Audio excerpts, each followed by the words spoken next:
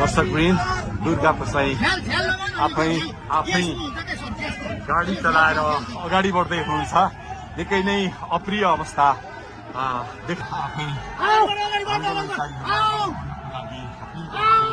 आफै गाडी चलाउँदै अगाडि बढिराख्नु भएको छ। हामी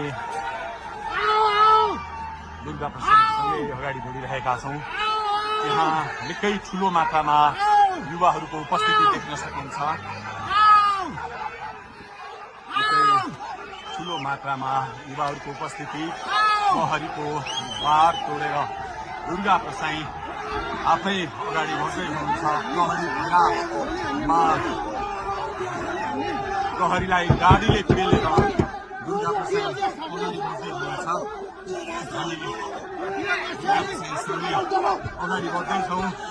यहाँ कसैले रोक्न सक्ने अवस्था छैन। दर्शकवृन्द प्रहरीलाई पेलेर अगाडि बढिरहेको भएको छ।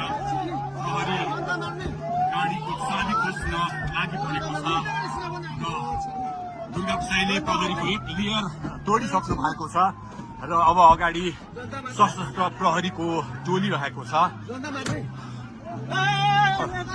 उहाँ अगाडि बढिराख्नु भएको छ। यो गाडीमाथि प्रहरीले अन्धाधुन्दा लाठीचार्ज गरिरहेको छ।